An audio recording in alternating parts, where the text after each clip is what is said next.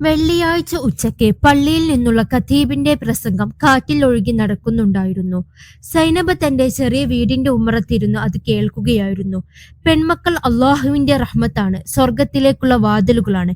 ഖതീബിന്റെ ആവേശം നിറഞ്ഞ വാക്കുകൾ കേട്ടപ്പോൾ സൈനബയുടെ ചുണ്ടിൽ ഒരു കയ്പുള്ള പുഞ്ചിരി വിരിഞ്ഞു. പള്ളിമുറ്റത്തെ തണുപ്പിലിരുന്ന് ഉപദേശങ്ങൾ നൽകാൻ എളുപ്പമാണ്. പക്ഷേ തന്റെ ചോർന്നലിക്കുന്ന ഈ കൂരയ്ക്കുള്ളിൽ പട്ടിണിയും പരിഹാസവും പേറി കഴിയുമ്പോൾ ആ അനുഗ്രഹം ഒരു വലിയ ഭാരമായി സൈനബക്ക് തോന്നിപ്പോയി. പടച്ചവൻ നൽകിയ കനിവാണെന്ന് ലോകം പറയുമ്പോഴും ആ കനിവ് എങ്ങനെ ജീവിക്കണമെന്ന് പഠിപ്പിക്കാൻ ആരും വന്നില്ല. സൈനബ തന്റെ മുറ്റത്തേക്ക് നോക്കി. അവിടെ അവളുടെ 4 പെൺമക്കൾ ഇരിക്കുന്നുണ്ട്. ഹിന, സംറീൻ, ആയിഷ, പിന്നെ ഏറ്റവും ഇളയവൾ അലീന. അവർ പരസ്പരം നോക്കി എന്തൊക്കെയോ കുശുകുശുക്കുന്നുണ്ട്. 4 പേരും കറുത്ത നിറമുള്ളവർ. സൗന്ദര്യത്തിന്റെ അളവുകോലായി വെളുത്ത നിറം മാത്രം നിശ്ചയിച്ചിട്ടുള്ള ഈ ക്രൂരമായ ലോകത്ത് എന്റെ മക്കൾ അദൃശ്യരായി പോയി. നാട്ടുകാരുടെ പരിഹാസ കണ്ണുകളിൽ അവർ വെറും കറുത്ത പെണ്ണുങ്ങൾ മാത്രമായിരുന്നു. ആ കറുപ്പൊരു കുറവല്ലെന്ന് അവരെ പഠിപ്പിക്കാൻ സൈനബ ആഗ്രഹിച്ചെങ്കിലും സമൂഹത്തിന്റെ കുത്തുവാക്കുകൾക്ക് മുന്നിൽ അവൾക്കും പലപ്പോഴും തളർന്നു പോകേണ്ടി വന്നു. വാർദ്ധക്യത്തിന്റെ ആവശ്യകതകൾ സൈനബയെ വല്ലാതെ തളർത്തിരുന്നു. സന്ധിവേദന കടിച്ചമർത്തിയാണ് ഓരോ ദിവസവും അവൾ അയൽവീടുകളിൽ പണിക്ക് പോയിരുന്നത്. കിലോമീറ്ററുകളോളം നടന്ന് വീടുകളിൽ പാത്രം കഴുകിയതും തറ തുടച്ചതും അവൾ സമ്പാദിക്കുന്ന തുച്ഛമായ നാണയങ്ങൾ ആ 4 വയറുകൾ നിറയ്ക്കാൻ തികയുമായിരുന്നില്ല. പണി കഴിഞ്ഞു തളർന്ന് രാത്രി വീട്ടിലെത്തുമ്പോൾ കീറിത്തുടങ്ങിയ പായിൽ ചുരുണ്ടുകൂടി കിടക്കുന്ന മക്കളുടെ മുഖത്തേക്ക് നോക്കാൻ അവൾക്ക് വലിയ പേടിയായിരുന്നു. അവരുടെ ഓരോ ശ്വാസവും തന്നോട് വിശപ്പിനെ കുറിച്ചും ഇരുളടഞ്ഞ ഭാവിയെക്കുറിച്ചും ചോദിക്കുന്നത് പോലെ സൈനബക്ക് തോന്നും. തന്റെ മക്കളുടെ യൗവനം ഈ ദാരിദ്ര്യത്തിൽ കരിഞ്ഞു പോകുമോ എന്ന ചിന്ത അവളെ ഉറക്കമില്ലാത്ത രാത്രികളിലേക്ക് തള്ളിവിട്ടു. ഓരോ രാത്രിയും മക്കൾ ഉറങ്ങിക്കഴിഞ്ഞാൽ സൈനബ പടച്ചവന്റെ മുന്നിൽ വിങ്ങിപ്പൊട്ടും. നാഥ, നീ നൽകിയ ഈ റഹ്മത്തുകളെ സംരക്ഷിക്കാൻ എനിക്ക് കരുത്തില്ലല്ലോ. ഈ നരകതുല്യമായ ദാരിദ്ര്യത്തിൽ നിന്നും സമൂഹത്തിന്റെ വിഷം പുരട്ടിയ വാക്കുകളിൽ നിന്നും ഞങ്ങളെ നീ രക്ഷിക്കണമേ. അവളുടെ കണ്ണീർ ആ പായയിൽ വീണു കുതിർന്നു. അയൽപ്പക്കത്തെ കുത്തുവാക്കുകൾ സൈനബയുടെ ഹൃദയത്തിൽ ഓരോ ദിവസവും വലിയ മുറിവുകൾ ഉണ്ടാക്കിക്കൊണ്ടിരുന്നു. കിണറ്റുകരയിലും അങ്ങാടിയിലുമൊക്കെ സൈനബയെ കാണുമ്പോൾ നാട്ടുകാരുടെ നാവുകൾക്ക് മൂർച്ച കൂടും. 4 പെൺമക്കളെയും കെട്ടിച്ചയക്കാൻ ഈ പാവം സൈനബ ഇനി എന്തു ചെയ്യും? ഇത്രയും കറുത്ത കുട്ടികളെ ആര് സ്വീകരിക്കാനാണ് എന്ന ചോദ്യങ്ങൾ അമ്പുകൾ പോലെ അവളുടെ കാതിൽ മുഴങ്ങി. ചിലർ അവളുടെ മുഖത്തേക്ക് നോക്കി തന്നെ സഹതാപം പ്രകടിപ്പിക്കും. സൈനബ, നിനക്കൊരു ആൺകുട്ടിയെങ്കിലും ഉണ്ടായിരുന്നെങ്കിൽ ഇന്നിപ്പോൾ നിനക്കൊരു താങ്ങാകുമായിരുന്നു. ആ വാക്കുകൾ കേൾക്കുമ്പോൾ അവളുടെ ഉള്ളിൽ ഒരു വലിയ പിടച്ചിലുണ്ടാകും. എന്റെ പെൺമക്കൾ എന്ത് തെറ്റാണ് ചെയ്തത്? അവരും ഈ ഭൂമിയിൽ അന്തസ്സോടെ ജീവിക്കാൻ അവകാശമുള്ളവരല്ലേ? എന്തിനാണ് ലോകം ആണിനെയും പെണ്ണിനെയും നിറത്തെയും വെച്ച് മനുഷ്യരെ അളക്കുന്നത്? ഈ ചോദ്യങ്ങൾക്ക് സൈനബയുടെ പക്കൽ മറുപടിയില്ലായിരുന്നു. പെരുന്നാളിനും മറ്റു ആഘോഷങ്ങൾക്കും നാട്ടിലെ മറ്റു കുട്ടികൾ പട്ടുപാവാടകളും സ്വർണ്ണാഭരണങ്ങളും അണിഞ്ഞുന്ന സന്തോഷത്തോടെ നടക്കുമ്പോൾ തന്റെ മക്കൾക്ക് പഴയ തുണികൾ തുന്നിക്കൊടുക്കാൻ മാത്രമേ സൈനബക്ക് സാധിച്ചിട്ടുള്ളൂ. അത് കാണുമ്പോൾ അവളുടെ നെഞ്ച് പിടയുമായിരുന്നു. മൂത്തവൾ ഹിന ഉമ്മയുടെ സങ്കടങ്ങൾ തിരിച്ചറിഞ്ഞവളാണ്. അവൾ പരാതികളില്ലാതെ അടുക്കളയിലെ ജോലികൾ ഉമ്മയെ സഹായിച്ചു. രണ്ടാമത്തവൾ സംറീൻ തന്റെ സങ്കടങ്ങൾ മുഴുവൻ പഴയ പുസ്തകങ്ങൾക്കിടയിൽ ഒളിപ്പിച്ചു വെച്ചു. ആയിഷയും അലീനയും ആരെയും നോക്കാതെ തങ്ങളുടെ ചെറിയ ലോകത്ത് ഒതുങ്ങിക്കൂടി. അവരുടെ ചിരികളിൽ പോലും ഒരുതരം വേദന പടർന്നു കിടക്കുന്നത് സൈനബ കണ്ടു. നിറത്തിന്റെ പേരിൽ അവരെ മാറ്റി നിർത്തുന്ന സമൂഹത്തിനോട് സൈനബക്ക് അടയ്ക്കാനാവാത്ത ദേഷ്യം തോന്നിയിട്ടുണ്ട്. സ്വർണത്തിന് മോഹവില നൽകുന്നവർ എന്തുകൊണ്ടാണ് മനുഷ്യത്വത്തിന് വില നൽകാത്തത്? വെളുത്ത നിറമുള്ളവർക്ക് മാത്രം വിവാഹാലോചനകൾ വരുമ്പോൾ കറുത്തവർ എന്ന കാരണത്താൽ തന്റെ മക്കൾക്ക് മുൻപിൽ വാതിലുകൾ അടയുന്നത് അവൾ വേദനയോടെ നോക്കി നിന്നു. വഴിയിൽ കണ്ടുമുട്ടുന്നവർ ചോദിക്കും, എന്തെങ്കിലും ആലോചന വരുന്നുണ്ടോ സൈനബ എന്ന്. ഇല്ല എന്ന് മറുപടി പറയുമ്പോൾ അവരുടെ മുഖത്ത് വിരിയുന്ന ആ ഒരു പുച്ഛമുണ്ടല്ലോ, അത് സഹിക്കാവുന്നതിലും അപ്പുറമായിരുന്നു. ദാരിദ്ര്യം സൈനബയെ ഇല്ലാതാക്കുന്നതിനേക്കാൾ വേഗത്തിൽ സമൂഹത്തിന്റെ ഈ മനോഭാവം അവളെ മാനസികമായി കൊന്നുകൊണ്ടിരുന്നു. രാത്രികളിൽ ഉറക്കമില്ലാതെ അവൾ ചുവരിലേക്ക് നോക്കിക്കിടക്കും. ഞാൻ മരിച്ചു കഴിഞ്ഞാൽ ഈ 4 ജീവനുകൾക്ക് ആരുണ്ടാകും? ഈ ക്രൂരമായ ലോകം അവരെ എങ്ങനെയൊക്കെ വേദനിപ്പിക്കും? ഈ ചിന്തകൾ അവളെ ഭ്രാന്തി പിടിപ്പിച്ചു. പഠിച്ചവർ തന്നെ കഠിനമായി പരീക്ഷിക്കുകയാണെന്ന് അവൾ ഉറച്ചു വിശ്വസിച്ചു. ഓരോ പ്രാർത്ഥനയിലും അവൾ ചോദിച്ചുകൊണ്ടിരുന്നു, നാഥ, ഇനി എത്ര കാലം? എന്നാൽ എല്ലാം അവസാനിച്ചു എന്ന് കരുതിയ ഒരിടത്തു നിന്നാണ് മാറ്റങ്ങൾ തുടങ്ങുന്നത്. അപ്രതീക്ഷിതമായി ഒരു ദിവസം വിധി മറ്റൊരു രൂപത്തിൽ സൈനബയുടെ വീട്ടുവാതിൽക്കൽ മുട്ടി. അന്ന് ആകാശത്ത് കാർമേഘങ്ങൾ ഉരുണ്ടുകൂടുന്നുണ്ടായിരുന്നു. വരാനിരിക്കുന്ന ഒരു വലിയ കൊടുങ്കാറ്റിന് മുമ്പുള്ള ആ ഭയാനകമായ ശാന്തതയായിരുന്നുവോ അതെന്ന് സൈനബക്ക് അന്ന് തിരിച്ചറിയാൻ കഴിഞ്ഞില്ല. അവളുടെ ജീവിതത്തെയും മക്കളുടെ വിധിയെയും എന്നേക്കുമായി മാറ്റിമറിക്കാൻ പോകുന്ന ആ നിമിഷം വന്നത് തികച്ചും അവിശ്വസനീയമായ ഒരു രീതിയിലായിരുന്നു. പതിവ് പോലെ പണി കഴിഞ്ഞു തളർന്ന് സൈനബ വീട്ടിലെത്തിയ ഒരു സായാഹ്നമായിരുന്നു അത്. ആകാശം ചുവപ്പും കറുപ്പും കലർന്ന വിചിത്രമായ നിറത്തിൽ പുതച്ചു നിന്നു. പെട്ടെന്നാണ് ആ ഗ്രാമവൈകളിലൂടെ മുൻപെങ്ങും കണ്ടിട്ടില്ലാത്ത വിധം ആഡംബരപൂർണമായ ഒരു കറുത്ത വാഹനം സൈനബയുടെ വീട്ടുപടിക്കൽ വന്നു നിന്നത്. നാട്ടുകാർ കൗതുകത്തോടെയും അത്ഭുതത്തോടെയും തടിച്ചുകൂടി. പൊട്ടിപ്പൊളിഞ്ഞ ആ കൂരയ്ക്ക് മുന്നിൽ ആ വാഹനം ഒരു വലിയ വിരോധാഭാസമായി തോന്നി. വാഹനത്തിന്റെ വാതിൽ തുറന്ന് പുറത്തിറങ്ങിയത് പട്ടും വളകളും അണിഞ്ഞ അധികാരവും ആഭിജാത്യവും മുഖത്ത് നിയലിക്കുന്ന ഒരു സ്ത്രീയായിരുന്നു. അവരുടെ വേഷവിധാനങ്ങളും പെരുമാറ്റവും അവർ ഒരു വലിയ തറവാട്ടിലെ കാരണവത്തിയാണെന്ന് വിളിച്ചു പറയുന്നുണ്ടായിരുന്നു. സൈനബ പരിഭ്രമത്തോടെ അവരെ സ്വീകരിച്ചു. തന്റെ ചെറിയ ഉമ്മറത്ത് ആ വലിയ സ്ത്രീയെ ഇരുത്താൻ ഇടമില്ലാതെ അവൾ വിഷമിച്ചു. എന്നാൽ ആ സ്ത്രീയുടെ മുഖത്ത് വിരിഞ്ഞത് സൈനബയെ അമ്പരിപ്പിക്കുന്ന തരത്തിലുള്ള ഒരു ശാന്തമായ മന്ദഹാസമായിരുന്നു. അവർ സൈനബയുടെ കണ്ണുകളിലേക്ക് നേരിട്ട് നോക്കി പറഞ്ഞു, സൈനബ, നിന്റെ മക്കളെ കുറിച്ച് ഞാൻ എല്ലാം അറിഞ്ഞു. ഗുണവതികളായ 4 പെൺമക്കൾ നിനക്കുണ്ടെന്ന് ഞാൻ കേട്ടു. എനിക്ക് 4 ആൺമക്കളുണ്ട്. നിന്റെ ഈ 4 പെൺമക്കളെയും എന്റെ മരുമക്കളായി സ്വീകരിക്കാൻ ഞാൻ തയ്യാറാണ്. ആ വാക്കുകൾ കേട്ടപ്പോൾ സൈനബയുടെ ഉള്ളിൽ മിന്നൽ പിണരുകൾ പാഞ്ഞു. ലോകം കറുത്തവരാണെന്ന് വിളിച്ചു മാറ്റി നിർത്തിയ ദാരിദ്ര്യത്തിന്റെ പടുകുയിൽ കിടക്കുന്ന തന്റെ മക്കളെ ഇത്രയും വലിയൊരു കുടുംബം ഇങ്ങോട്ട് വന്ന് ചോദിക്കുകയോ? അതൊരു സ്വപ്നമാണോ എന്ന് അവൾ സംശയിച്ചു. അവളുടെ കണ്ണുകൾ സന്തോഷം കൊണ്ട് നിറഞ്ഞു. ഹിനയും സംറീനും ആയിഷയും അലീനയും വാതിലിന്റെ മറവിൽ നിന്ന് അവിശ്വസനീയതയോടെ ആ സ്ത്രീയെ നോക്കി നിന്നു. സൈനബ ആകാശത്തേക്ക് കൈകളുയർത്തി ദൈവത്തിന് നന്ദി പറഞ്ഞു. തന്റെ ജീവിതകാലത്തെ മുഴുവൻ കഷ്ടപ്പാടുകൾക്കും പടച്ചവൻ അന്ന് പ്രതിഫലം നൽകിയിരിക്കുന്നു എന്ന് അവൾ ഉറച്ചു വിശ്വസിച്ചു. എങ്കിലും ആ സ്ത്രീ തന്റെ വാക്കുകൾ അവിടെ നിർത്തിയില്ല. അവർ തന്റെ സ്വരത്തിൽ ഒരു ചെറിയ ഗൗരവം കലർത്തി തുടർന്നു. പക്ഷേ സൈനബ, എനിക്കൊരു നിബന്ധനയുണ്ട്. എന്റെ വീടിന്റെ രീതികൾ കുറച്ച് കർശനമാണ്. വിവാഹശേഷം നിന്റെ മക്കൾ ആ വലിയ മാളികയിലെ അംഗങ്ങളാകും. നിനക്ക് അവരെ വന്ന് കാണാം. പക്ഷേ എപ്പോൾ വരുമ്പോൾ നീ എന്നെ മുൻകൂട്ടി അറിയിച്ചിരിക്കണം. അനുവാദമില്ലാതെയും അറിയിക്കാതെയും ആരും ആ വീട്ടിലേക്ക് കടന്നു വരാൻ പാടില്ല. അത് ഞങ്ങളുടെ കുടുംബത്തിന്റെ അന്തസ്സുമായി ബന്ധപ്പെട്ട കാര്യമാണ്. ആ നിമിഷം സൈനബക്ക് അതൊരു വലിയ കാര്യമായി തോന്നിയില്ല. മക്കൾക്ക് നല്ലൊരു ജീവിതം ലഭിക്കാൻ ഇതിലും വലിയ എന്ത് നിബന്ധനയും അവൾ അംഗീകരിക്കുമായിരുന്നു. ഹാജറത്ത, മക്കൾ അവിടെ സുരക്ഷിതരായിരിക്കുമല്ലോ. അത് മാത്രം മതി എനിക്ക്. ഞാൻ വരുന്നത് എപ്പോഴും അറിയിച്ചു തന്നെയാകും, സൈനബ ആവേശത്തോടെ പറഞ്ഞു.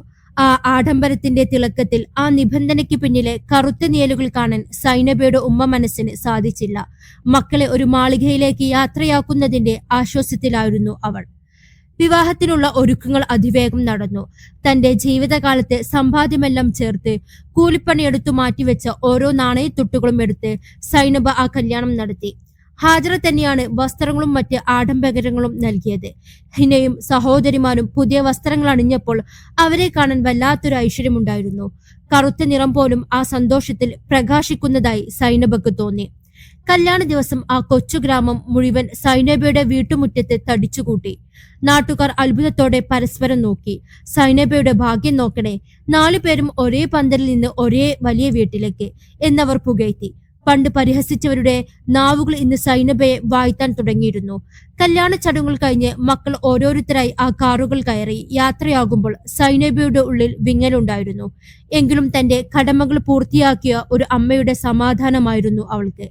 കൈവീശി യാത്രയാക്കുമ്പോൾ ഹിനയുടെ കണ്ണുകൾ കണ്ട ആ ചെറിയ ഭയം സൈനബ് ശ്രദ്ധിച്ചില്ല. മക്കൾ പടിയിറങ്ങിയതോടെ ആ കൊച്ചുവീട് വല്ലാതെ നിശബ്ദമായി. എങ്കിലും ഓരോ രാത്രിയും സൈനബ് സന്തോഷത്തോടെ ഉറങ്ങി. തന്റെ മക്കൾ ഇപ്പോൾ ഒരു വലിയ മാളികയിൽ എല്ലാ സുഖസൗകര്യങ്ങളോടും കൂടി കഴിയുകയാണല്ലോ. അവർക്ക് ഇനി പട്ടിണി ഉണ്ടാകില്ല. ആരും അവരെ കറുത്തവർ എന്ന് വിളിച്ച് അപമാനിക്കില്ല. എന്നാൽ ദിവസങ്ങൾ ആഴ്ചകളായി മാറിയപ്പോൾ സൈനബയുടെ ഉള്ളിൽ ഒരു അജ്ഞാത ഭയം നാമ്പിട്ടു. മക്കളെ ഫോണിൽ വിളിക്കുമ്പോഴെല്ലാം ഹാജറയാണ് ഫോൺ എടുക്കുന്നത്. മക്കൾക്ക് തിരക്കാണെന്നും അവർ ഇപ്പോൾ സന്തോഷത്തിലാണെന്നും ഹാജറ സ്നേഹത്തോടെ പറഞ്ഞു. മക്കളുടെ ശബ്ദം കേൾക്കാൻ സൈനബ കൊതിച്ചെങ്കിലും ഹാജറയുടെ വാക്കുകൾ വിശ്വസിച്ച് അവൾ കാത്തിരുന്നു. എപ്പോഴെങ്കിലും മക്കൾ സംസാരിക്കുമ്പോൾ അവരുടെ വാക്കുകളിൽ ഒരു തരം മരവിപ്പ് സൈനബ അനുഭവിച്ചു. ഞങ്ങൾക്ക് കുഴപ്പമില്ല ഉമ്മ എന്ന അവരുടെ വാക്കുകൾ ഒരു വലിയ നുണയുടെ മൂടുപടമാണെന്ന് തിരിച്ചറിയാനുള്ള ശേഷി അന്ന് ആ ഉമ്മയ്ക്കില്ലായിരുന്നു. ആ വലിയ തറവാടിന്റെ ഉയരമുള്ള മതിലുകൾക്കുള്ളിൽ തന്റെ മക്കൾ അനുഭവിക്കുന്ന ക്രൂരതയെക്കുറിച്ച് സൈനബ അറിഞ്ഞില്ല.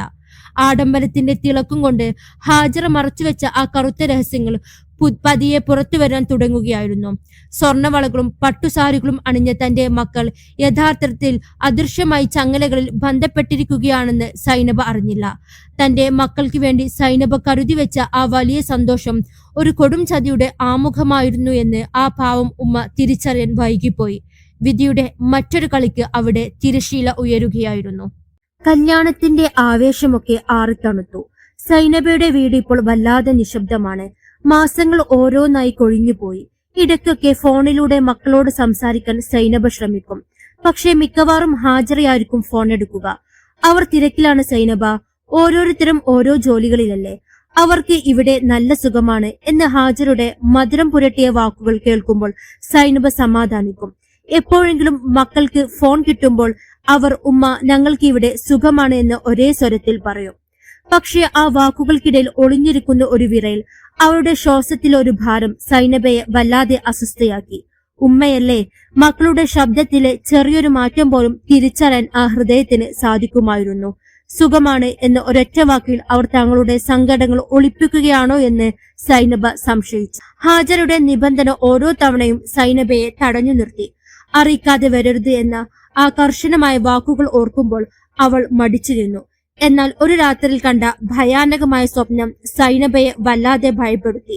മക്കൾ ഇരുട്ടത്ത് നിന്ന് തന്നെ വിളിച്ചു കരയുന്നത് പോലെ അവൾക്ക് തോന്നി. പിറ്റേന്ന് വെളുപ്പിന് തന്നെ സൈനബ തീരുമാനിച്ചു, ആരോടും പറയാതെ ഹാജറെ അറിയിക്കാതെ ആ വലിയ തറവാട്ടിലേക്ക് പോകുക തന്നെ. ബസ്സും കയറി ആ വലിയ മാളികയുടെ മുന്നിലെത്തുമ്പോൾ സൈനബയുടെ ഉള്ളിൽ അകാരണമായൊരു ഭയം ഉരുണ്ടുകൂടി. ആ വലിയ ഇരുമ്പ് ഗേറ്റുകൾക്ക് കാവലുണ്ടായിരുന്നു. താൻ മക്കളുടെ ഉമ്മയാണെന്നും അവരെ കാണാൻ വന്നതാണെന്നും പറഞ്ഞപ്പോൾ കാവൽക്കാർ സംശയത്തോടെ നോക്കിയെങ്കിലും ഒടുവിൽ അവൾക്ക് അകത്തേക്ക് പോകാൻ അനുവാദം നൽകി. മനോഹരമായ പൂന്തോട്ടവും മാർബിൾ വിരിച്ച തിണ്ണകളുമുള്ള ആ വലിയ മാളികയ്ക്ക് പുറമേ നിന്ന് കാണുമ്പോൾ വല്ലാത്തൊരു ഐശ്വര്യമുണ്ടായിരുന്നു. എന്നാൽ ഉള്ളിലേക്ക് കടന്ന സൈനബ കണ്ട കാഴ്ച അവളുടെ ഹൃദയം പിളർക്കുന്നതായിരുന്നു. രാജകുമാരിയെ പോലെ പട്ടുടുത്ത് വാഴേണ്ട തന്റെ പെൺമക്കൾ അവിടെ കണ്ടത് മറ്റൊരാളായിരുന്നു. മാളികയുടെ പിൻവശത്തെ മുറ്റത്ത് കഠിനമായ വെയിലിൽ തന്റെ മൂത്ത മകൾ ഹിന തറ തുടക്കുകയാണ്. മനോഹരമായ വസ്ത്രങ്ങളല്ല, മറിച്ച് മുഷിഞ്ഞതും കീറിയതുമായ വസ്ത്രങ്ങളാണ് അവൾ ധരിച്ചിരിക്കുന്നത്. അവളുടെ കൈകൾ വിണ്ടുകീറിയിരിക്കുന്നു. അല്പം മാറി വലിയൊരു പാത്രത്തിൽ നിറയെ അഴുക്കുപുരണ്ട തുണികൾ അലക്കുന്ന സംറീന സൈനബയെ കണ്ടു. ആയിഷയും അലീനയും വീടിന്റെ ഒരു മൂലയിൽ നിന്ന് പേടിയോടെ എന്തൊക്കെയോ ജോലികൾ ചെയ്യുന്നു. മക്കളുടെ മുഖത്ത് ആ പഴയ തിളക്കം എവിടെയോ മാഞ്ഞു പോയിരിക്കുന്നു. അവരുടെ കണ്ണുകൾ കുഴിഞ്ഞിരിക്കുന്നു, കവിളുകൾ ഒട്ടിയിരിക്കുന്നു. മക്കളെ, സൈനബയുടെ ആ വിളിയിൽ ഒരു ലോകത്തിന്റെ മുഴുവൻ സങ്കടമുണ്ടായിരുന്നു. അമ്മയെ കണ്ടതും മക്കൾ 4 മക്കളും അവിശ്വസനീയതയോടെ സ്തംഭിച്ചു നിന്നു. ഓടിവന്ന് അമ്മയെ കെട്ടിപ്പിടിച്ച് കരയുന്നതിന് പകരം അവർ ഭയപ്പാടോടെ വീടിന്റെ ഉള്ളിലേക്ക് നോക്കുകയാണ് ചെയ്തത്. അവർക്ക് വല്ലാതെ പേടിയുണ്ടെന്ന് സൈനബക്ക് മനസ്സിലായി. ഹിന ഓടിവന്ന് ഉമ്മയുടെ കൈകളിൽ പിടിച്ചു വിറയലോടെ പറഞ്ഞു, ഉമ്മ, എന്തിനാണ് ഇങ്ങോട്ട് വന്നത്? അവർ കണ്ടാൽ വലിയ പ്രശ്നമാകും, വേഗം പോയിക്കോ. ആ നിമിഷം ഹാജറ തറവാടിന്റെ ഉമ്മറത്തേക്ക് നടന്നു വന്നു.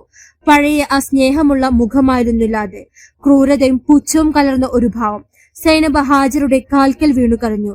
ഹാജറത്ത, ഇതാണോ നിങ്ങൾ എന്റെ മക്കൾക്ക് കൊടുത്ത സുഖം? അവരെ എന്തിനാണ് ഇങ്ങനെ പീഡിപ്പിക്കുന്നത്? ഹാജറ പരിഹാസത്തോടെ ചിരിച്ചു. സൈനബ, നീ വിചാരിച്ചോ നിന്റെ ഈ കറുത്ത പെണ്ണുകളെ ഞാൻ മരുമക്കളായി സ്നേഹിക്കാൻ കൊണ്ടുവന്നതാണെന്ന്? ഏതോ ഒരു ജാതകദോഷം മാറാൻ പകരമായി 4 കറുത്ത പെൺമക്കളെ വേണമെന്നൊരു സിദ്ധൻ പറഞ്ഞു. ആ ദോഷം തീർക്കാൻ വേണ്ടി മാത്രം കൊണ്ടുവന്നതാണ് ഇവരെ ഞാൻ മരുമക്കളായല്ല, 6 മാസത്തേക്ക് മാത്രം എടുത്ത അടിമകളായാണ് കാണുന്നത്. 6 മാസം കഴിഞ്ഞാൽ നിന്റെ ഈ മക്കളെ ഞാൻ തെരുവിലേക്ക് വലിച്ചെറിയും. ആ വാക്കുകൾ സൈനബയുടെ ചെവിൽ ഇടുത്തി പോലെ പതിച്ചു. ഹാജറ തുടർന്നു, നിന്റെ മക്കൾക്ക് ഇതിലപ്പുറം എന്ത് അർഹതയാണുള്ളത്? കറുത്ത നിറമുള്ള പാവപ്പെട്ട വീട്ടിലെ ഇവർക്ക് എന്റെ വീട്ടിലെ വേലക്കാരികളാകാൻ കഴിഞ്ഞത് തന്നെ വലിയ കാര്യം. തന്റെ മക്കളെ നിറത്തിന്റെ പേരിൽ അപമാനിക്കുന്നത് കേട്ടപ്പോൾ സൈനബയുടെ ഉള്ളിൽ തകർന്നു പോയ അമ്മ മനസ്സല്ല, മറിച്ച് പോരാടാൻ തയ്യാറായ ഒരു സിംഹമാണ് ഉണർന്നത്. മക്കളുടെ കണ്ണുകളിലെ ആ ഭയവും വേദനയും സൈനബ കണ്ടു. താൻ നന്മയെന്നു കരുതി ചെയ്ത ആ വിവാഹം മക്കളുടെ ജീവിതം നരകമാക്കിയല്ലോ എന്ന വേദന അവളെ വല്ലാതെ കുത്തിനോവിച്ചു. ഹാജറയുടെ ആ വലിയ മാളികയുടെ ഭിത്തികൾക്കുള്ളിൽ തന്റെ മക്കൾ ഓരോ നിമിഷവും മരിച്ചു ജീവിക്കുകയായിരുന്നു. സ്വർണത്തിന് വില നൽകുന്നവർ മനുഷ്യത്വത്തെ എങ്ങനെ ചവിട്ടിമതിക്കുന്നു എന്ന് സൈനബ അവിടെ കണ്ടു. തന്റെ മക്കളെ രക്ഷിക്കാൻ ആരുമുണ്ടാകില്ലെന്ന് അവൾക്ക് തോന്നി. പക്ഷെ ആ നിമിഷം മുതൽ സൈനബ ഒരു തീരുമാനമെടുത്തു. ഈ മാളികയുടെ ഉയരമുള്ള മതിലുകൾക്ക് തന്റെ മക്കളുടെ കണ്ണീരിനെ അധികകാലം ഒളിപ്പിച്ചു വെക്കാൻ കഴിയില്ലെന്ന് അവൾ ഉറപ്പിച്ചു. കറുത്ത നിറമുള്ള മക്കൾക്ക് വേണ്ടി കറുത്ത പക്ഷിയായി മാറാൻ സൈനബ തയ്യാറാവുകയായിരുന്നു. ഹാജറയുടെ ആ വലിയ മാളികയുടെ മുറ്റത്ത് നിന്ന് സൈനബ പിന്തിരിഞ്ഞു നടന്നില്ല. അവളുടെ ഉള്ളിൽ ഇത്രയും കാലം പുകഞ്ഞുകൊണ്ടിരിക്കുന്ന കണ്ണീർ ഇപ്പോൾ കനലായി മാറിയിരുന്നു. തന്റെ മക്കളുടെ മുഷിഞ്ഞ വസ്ത്രങ്ങളും വിണ്ടുകീറിയ കൈകളും കണ്ടപ്പോൾ ആ അമ്മയുടെ ഉള്ളിലെ ഭയം എന്നേക്കുമായി വിടവാങ്ങി. എന്റെ മക്കൾ അള്ളാഹുവിന്റെ റഹ്മത്താണ്.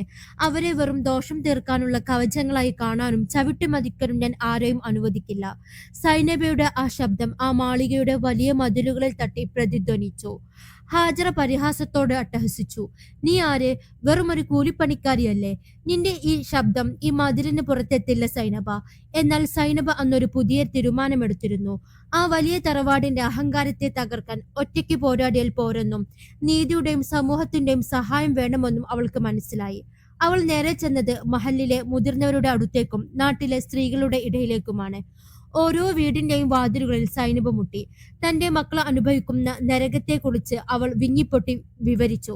നമ്മുടെ നാട്ടിലെ പെൺകുട്ടികളെ പണത്തിന്റെയും നിറത്തിന്റെയും പേരിൽ ഇങ്ങനെ വേട്ടയാടാൻ വിട്ടുകൊടുക്കണോ എന്ന അവളുടെ ചോദ്യം ഓരോരുത്തരുടെയും ഉള്ളിൽ തറച്ചു. ആദ്യം മടിച്ചു നിന്നവർ പോലും സൈനബയുടെ ആ കണ്ണീരിന് മുന്നിൽ അലിഞ്ഞുപോയി. വ്യാജമായ വിശ്വാസങ്ങളുടെയും ജാതകദോഷങ്ങളുടെയും പേരിൽ 4 പാവം പെൺകുട്ടികളെ അടിമകളാക്കി വെച്ചിരിക്കുന്ന ഹാജറയുടെ ക്രൂരത നാട്ടിലാകെ പാട്ടായി. പിറ്റേന്ന് രാവിലെ വലിയൊരു ജനക്കൂട്ടവുമായി സൈനബ ആ മാളികയുടെ ഗേറ്റിന് മുന്നിലെത്തി. മഹലിലെ സ്ത്രീകളും അയൽക്കാരും സൈനബക്ക് ചുറ്റും ഒരു കോട്ട പോലെ നിന്നു. ഗേറ്റുകൾ ഫലമായി തുറക്കപ്പെട്ടു. ഹാജർ അഹങ്കാരത്തോടെ ഉമ്മറത്ത് വന്നു നിന്ന് എല്ലാവരെയും ആട്ടിപ്പായിക്കാൻ ശ്രമിച്ചു. എന്നാൽ സൈനബയുടെ ശബ്ദം എല്ലാവർക്കും മുകളിൽ ഉയർന്നു കേട്ടു. ഹാജറാത്ത, ഈ മതിലുകൾക്കുള്ളിൽ നിങ്ങൾ ഒളിപ്പിച്ചു വെച്ച സത്യം ഇന്ന് ലോകം അറിഞ്ഞു കഴിഞ്ഞു. എന്റെ മക്കൾ നിങ്ങളുടെ വീട്ടിലെ അടിമകളല്ല, മരുമക്കളാണ്. അവർക്ക് അർഹമായ അന്തസ്സും അവകാശവും നൽകാൻ നിങ്ങൾ തയ്യാറായില്ലെങ്കിൽ ഈ തറവാടിന്റെ അഭിമാനം ഇന്ന് തെരുവിലടിയും. ആദ്യം ഭയന്നു വിറച്ചു നിന്ന ഹിനയും സംറീനും ആയിഷയും അലീനയും ഉമ്മയുടെ ആ പോരാട്ട വീര്യം കണ്ട് അത്ഭുതപ്പെട്ടു. ഉമ്മയുടെ വാക്കുകൾ അവൾക്ക് നൽകിയ ധൈര്യം ചെറുതായിരുന്നില്ല. ഒളിച്ചോടാനല്ല, മറിച്ച് തങ്ങളുടെ അവകാശങ്ങൾക്ക് വേണ്ടി പോരാടാനാണ് ഉമ്മ പഠിപ്പിക്കുന്നതെന്ന് അവർ തിരിച്ചറിഞ്ഞു.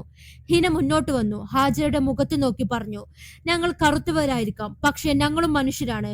ദോഷം മാറാൻ പകരമായി നൽകാൻ ഞങ്ങൾ മൃഗങ്ങളല്ല. അലീനയും സംറീനയും ആയിഷയും ഉമ്മയുടെ കൈകളിൽ പിടിച്ച് ഹാജറുടെ കണ്ണുകളിലേക്ക് ധീരമായി നോക്കി. ഈ കോലാഹലങ്ങൾ കേട്ട് ഹാജറുടെ 4 ആൺമക്കളും പുറത്തേക്ക് വന്നു. അമ്മയുടെ വാശിക്കും ക്രൂരതയ്ക്കും മുന്നിൽ ഇതുവരെ തലകുനിച്ചു നിന്ന അവർക്ക് സത്യം ബോധ്യപ്പെട്ടു.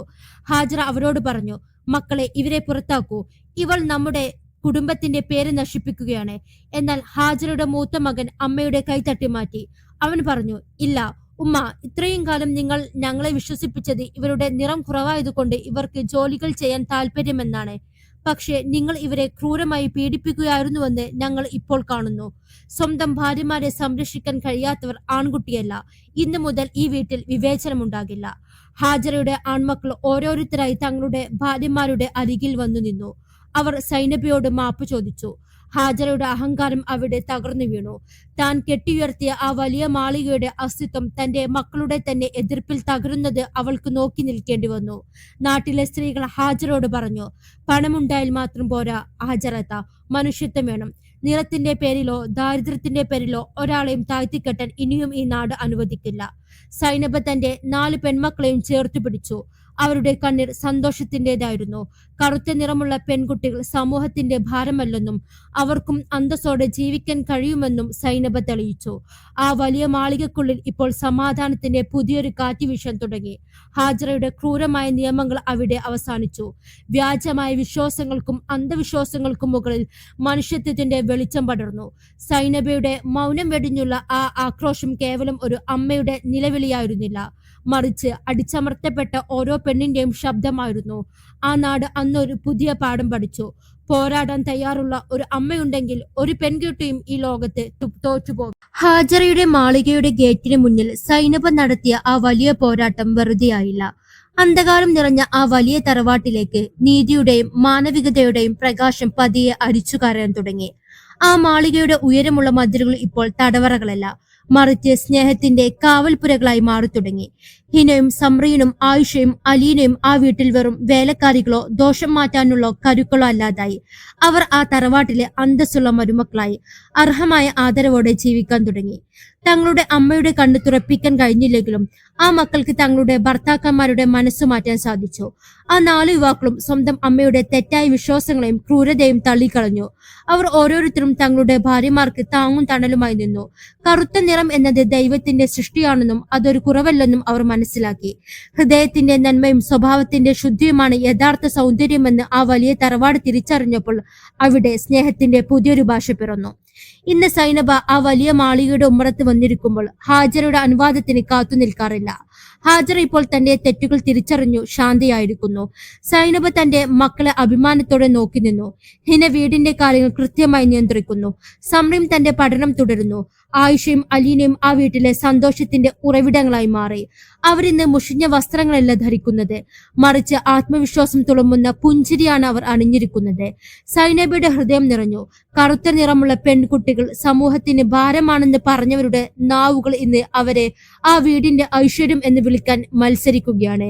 ഈ കഥ നമുക്ക് നൽകുന്ന പാഠം കടലാസിലെ വരികളേക്കാൾ ആയമുള്ളതാണ്. പെൺമക്കൾ ഒരിക്കലും ഒരു ഭാരമല്ല, അവർ അള്ളാഹുവിന്റെ പവിത്രമായ അനുഗ്രഹങ്ങളുമാണ്. ദാരിദ്ര്യമോ സമൂഹത്തിന്റെ കുത്തുവാക്കുകളോ സാഹചര്യങ്ങളോ അവരെ ഒരു ഭാരമായി തോന്നിപ്പിച്ചേക്കാം. എന്നാൽ മാതാപിതാക്കൾ അവർക്ക് വേണ്ടി ധൈര്യത്തോടെ നിലകൊള്ളണം എന്നതാണ് സത്യം. ലോകം എന്ത് പറഞ്ഞാലും നിറത്തിന്റെയോ രൂപത്തിന്റെയോ പേരിൽ ആരെങ്കിലും അവരെ മാറ്റി നിർത്തിയാലും സ്വന്തം മക്കളെ ചേർത്തു പിടിക്കുന്ന ഒരു അമ്മയുണ്ടെങ്കിൽ അവർക്ക് ഏത് മാളികയും കീഴടക്കാൻ സാധിക്കും. സൈനബ തന്റെ മക്കളോട് എപ്പോഴും പറയും, മക്കളെ, നിങ്ങളുടെ നിറമല്ല നിങ്ങളുടെ വ്യക്തിത്വം. നിങ്ങൾ ചെയ്യുന്ന എല്ലാ നല്ല കാര്യങ്ങളും നിങ്ങളുടെ സത്യസന്ധതയുമാണ് നിങ്ങളുടെ സൗന്ദര്യം. ഇന്ന് ആ ഗ്രാമത്തിലെ ഓരോ വീട്ടിലും സൈനബയുടെയും മക്കളുടെയും കഥ ഒരു ഉദാഹരണമായി മാറിയിരിക്കുന്നു. പെൺമക്കളെ പഠിപ്പിക്കാനും അവരെ ആത്മവിശ്വാസത്തോടെ വളർത്താനും ആ നാട് ഇന്ന് ശ്രമിക്കുന്നു. നിറത്തിന്റെ പേരിലുള്ള വിവേചനത്തിനെതിരെ ആ ഗ്രാമം ഒന്നടങ്കം നിലകൊള്ളുന്നു. സൈനബ രാത്രിയിൽ തന്റെ പഴയ കുടിലിരുന്ന് ആകാശത്തേക്ക് നോക്കി പ്രാർത്ഥിക്കാറുണ്ട്. നാഥ, നീ എനിക്ക് നൽകിയ ഏറ്റവും വലിയ സമ്മാനം എന്റെ ഈ 4 പെൺമക്കളാണെന്ന് ഞാൻ ഇന്ന് പൂർണ്ണ മനസ്സോടെ വിശ്വസിക്കുന്നു. തന്റെ മക്കളുടെ കറുത്ത നിറം അവരുടെ വിധിയെ ഇരുട്ടിലാക്കിയില്ല, മറിച്ച് അത് അവരെ കൂടുതൽ കരുത്തരാക്കി മാറ്റുകയായിരുന്നു. പടച്ചവൻ അവരെ പരീക്ഷിച്ചത് അവരെ തകർക്കാനല്ല, മറിച്ച് അവരുടെ ഒരു വലിയ സത്യം ലോകത്തിന് കാണിച്ചു കൊടുക്കാനായിരുന്നു. പോരാടാൻ തയ്യാറുള്ള ഒരു അമ്മയുണ്ടെങ്കിൽ, നീതിക്ക് വേണ്ടി ശബ്ദമുയർത്താൻ കരുത്തുള്ള ഒരു കുടുംബമുണ്ടെങ്കിൽ ഈ ലോകത്ത് ഒരു പെൺകുട്ടിയും തോറ്റുപോവില്ല. സൈനബയുടെ ജീവിതം അതാണ് നമ്മെ പഠിപ്പിക്കുന്നത്. മാളികയുടെ പടികൾ കയറി വരുമ്പോൾ മക്കൾ ഓടി വന്ന് ഉമ്മയെ കെട്ടിപ്പിടിക്കുമ്പോൾ സൈനബ അനുഭവിക്കുന്ന ആ ഒരു സുഖമുണ്ട്. അത് ഈ ലോകത്തെ സകല സമ്പത്തിനേക്കാളും വലുതാണ്. നിറത്തിന്റെ ചങ്ങലകൾ തകർത്ത് സ്നേഹത്തിന്റെ ആകാശത്തേക്ക് ചിറകടിച്ചുയർന്ന ആ 4 പെൺമക്കൾ ഇന്ന് ആ നാടിന്റെ തന്നെ അഭിമാനമാണ്. സൈനബയുടെ കണ്ണീർ തോർന്നിരിക്കുന്നു. ഇപ്പോൾ അവിടെ പകരുന്നത് വിജയത്തിന്റെ തിളക്കമുള്ള പുഞ്ചിരി മാത്രമാണ്.